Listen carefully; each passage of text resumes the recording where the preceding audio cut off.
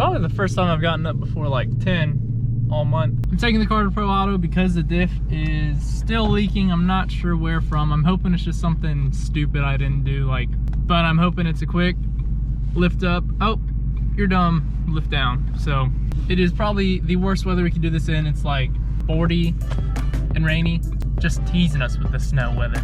It is what it is. Pro Auto has actually moved locations to Bush River Road. They were right off Broad River, but they expanded to a better shop over off Bush River. So it's a little bit further from us, but that's okay because we still get Pro Auto quality.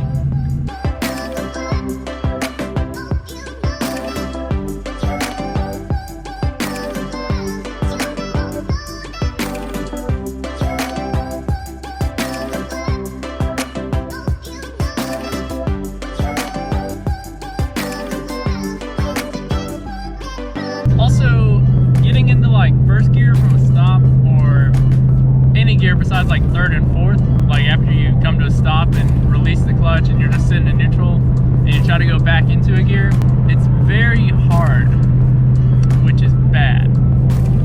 So I don't know if that's related to maybe I need to replace the clutch because it's not having enough pressure or something, but it's not very good that I can't easily get it into gear. So maybe the guys at Pro Auto will notice that and say, hey, you really need to replace your clutch. Hopefully it's not something in the MT82, because that'd be bad. Because I kind of fin for the MT82. I don't think it's as bad as everybody says. But then again, maybe it's just, oh, I don't drive it enough. Because it's been sitting for 3 weeks, really. I haven't driven it at all. So maybe the more I drive it, it needs to get, used. And here we are at the new location.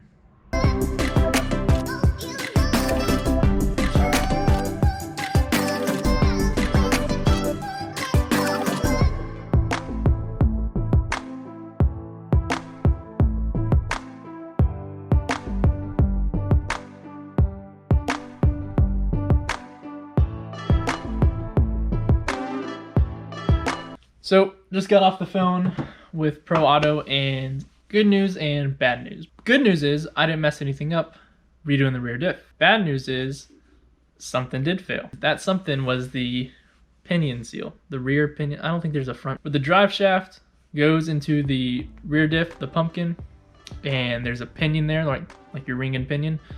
The pinion seal failed, so they have to replace that. Luckily, they had a part on the way already. I said, great, go ahead and do it. And that should be done today. They don't know because they might lose electricity for a couple hours and get something redone with the electric stuff. I don't know. I just said, hey, hopefully it's done today. And they said it should be done today if all goes well with the electricity. So I guess it's also good news, nothing catastrophic failed. At least it's not the whole pumpkin. And just like that, we have the car back. So we're all good to go. Everything should be back to normal. If not, well, we'll come back here. But it shouldn't. On to Clemson, and it's dark, so we're not gonna have little travel laps. So, here's the dog. Well, this is not a good sign. Found on road dead, am I right? I think I'm right. All right, so it's now 2.5 hours later. What's up? So much fun. So we waited for the tow truck. Tow truck came fairly quick, maybe 10, 15 minutes. Due to COVID, I couldn't ride with the tow truck driver. So luckily one of my friends was very nearby and she gave me a ride. So we followed it back to the shop. I had to follow directions that Nick gave me on what to do with the car. He'll look at it in the morning. I don't know what happened.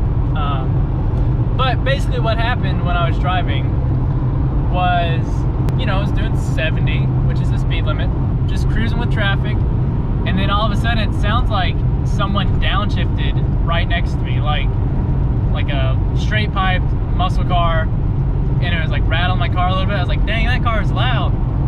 And I look over and it's just this Buick, whatever the Crown Vic version Buick is. It was that thing, stock, and I was like, that clearly isn't modded, and even if it does have a V8, it's not that loud. So I continue driving for like 500 feet, and I'm like, all right, now I feel the vibrations. I think it's me. So I put on my hazards and pull over, and as I pull over, the noise, and it's like a whining, chattering noise. It's like winding down, kind of like a motor, like that's a turbo, but you know, it like winds down and stops eventually. And I was like, okay, so it has to do something with speed, because I pulled over in neutral. Like I made sure it wasn't my transmission or anything. Like I shifted into fifth and back into sixth, and then neutral and pulled over.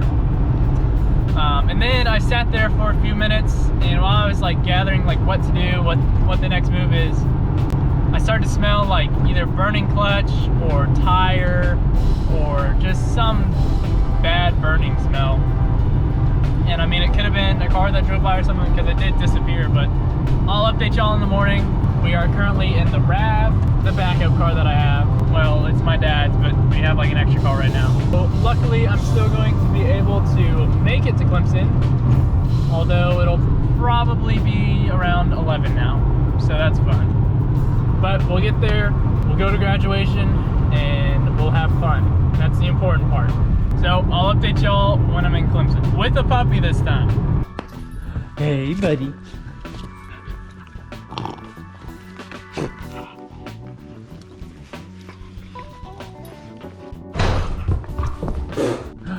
Cole. Hey, bud. So I am at my apartment.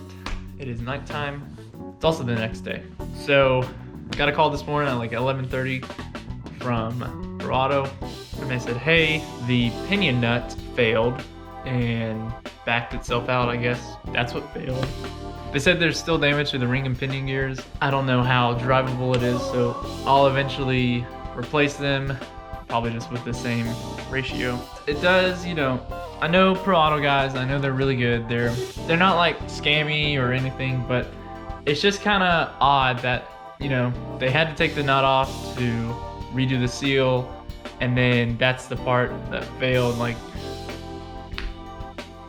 I kind of feel like there should be some liability there, and they said they'd work with me on the labor for the new gears, but it's like, well, if that didn't fail, like, I also understand things happen, bad timing also happens. So if you're connected to a company that has good ring gear and pinion gear option for my car, please hook me up. With that, I'm gonna end today's video on a low note.